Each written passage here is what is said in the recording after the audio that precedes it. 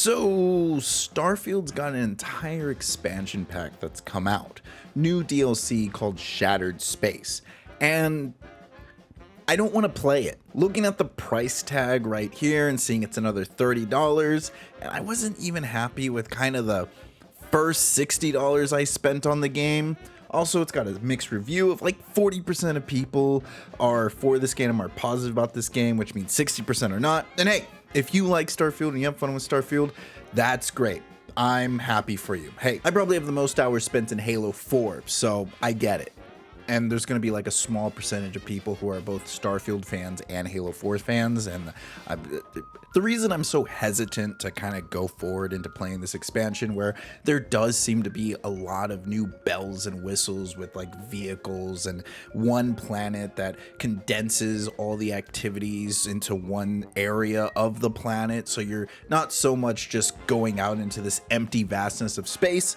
I still feel like we're getting kind of like the Landlord special, where we're just getting a fresh coat of paint over everything and not actually getting something that's new and listening to the consumers' critiques or the issues we had with Starfield, the base game. To give some perspective, looking at Starfield, it had roughly around like 5,000, 6,000 players, and then it jumps up to 21,000 players. It gained a surge of under 10,000, or you can say 6,000 to 5,000 players with the DLC launch. Compare that to Cyberpunk, which was already sitting at 32,000 players, much higher than what Starfield is sitting at. And then at patch 2.0, this is even before their DLC launch, it jumps upwards to almost 260,000 players. And the main difference between Cyberpunk and Starfield has to do with the quality of life and the quality of the gameplay itself.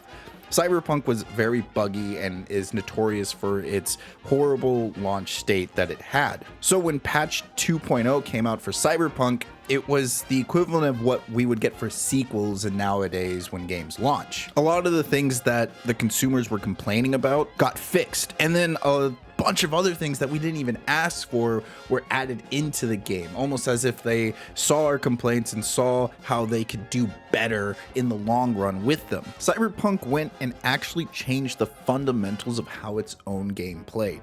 If you look back to when Cyberpunk first released and you see how people made builds and they went on these huge kill streaks taking out entire forts of enemies, they are different from the builds that get made after patch 2.0.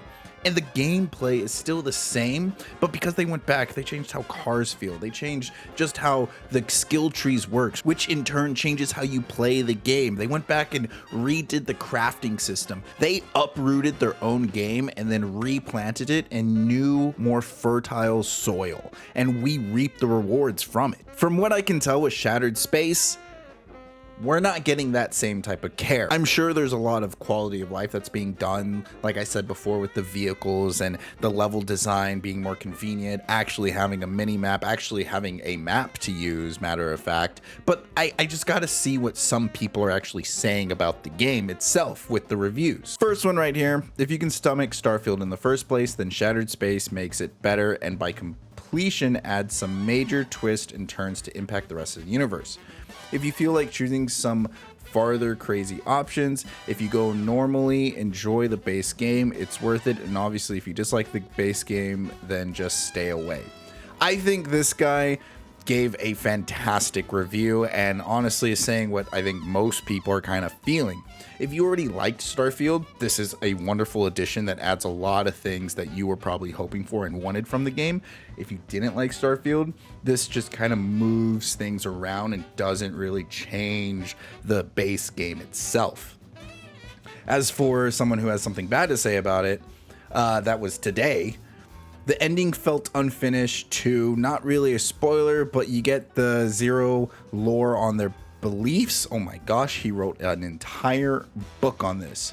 So extreme and devoted. It's all because of one guy said he talked to a snake god for 100 years. Okay, some spoilers there.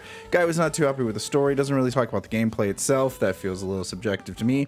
If I could ask for a refund of 150 plus hours, I would in a heartbeat. It's disappointing. I'm sorry you put 150 hours in there before you did that. Avoid it. Story pack, not expansion. No new features. So a lot of people seem to be, or I say a lot. Multiple people seem to be complaining about the story. Price point, no additions to the overall universe. Poor execution from start to finish, about 20 to 25 hours to complete nearly. Side quests, main quests, and achievements. It is kind of an expansion. That's kind of what I would think from it. But it sounds like someone who already didn't like Starfield is getting more of what they don't like. Whereas the people who did like it, good attention to the game if you already own it. It's part of Deluxe Edition, but it's not so good to the previous Bethesda's DLCs. So still a little bit disappointing. I like that a lot of people who are still recommending it are giving us their honest opinion, saying like, yeah, it's good if you already like it. Overall, a solid expansion, atmosphere enjoyable, main quest wide diversity, areas explored, main hub. There are tons of hand-placed environment storytelling elements we are used to seeing in Bethesda games. A fair variety of new guns, traverse, voice acting continues. Huge step for Bethesda, though it's not a 10 out of 10 due to a few quibbles. To me, it is all a solid expansion. And I think, like, again, I agree with this person. You're looking for a solid expansion for Starfield. This might give you what you want. Maybe stay away from it. If you don't have it, to give kind of like another point of view, I saw this that spoke on the game. You can miss the good stuff the game has to offer. You can get caught in that loop of thinking, is this all there is? You know, is all this game has to offer going to different, seemingly randomly generated planets, doing the same walk back and forth, saving the same scientists, looting the same weapons facilities that are all the exact same layout. I totally get it. That stuff isn't great, nor are its myriad of bugs or lack of RPG choices, which is my fundamental bugbear of the game. That said, it's still great. It's still so much to enjoy. When I was on that loop, I know people talk about the lack of content, like we. Okay, and this guy over here on the right, he is a very big fan of the game. Listening to him talk, go check out the video. I'll put a link below, and this one right here if you want to see the full video. But that's kind of the defense that I hear about Starfield, same with the comments on Steam, is that a lot of people are, if you were already fans, you're just gonna like the expansion, but everything that you didn't like about it before is still there. And there isn't really a big defense in like what has changed, what will bring new players in.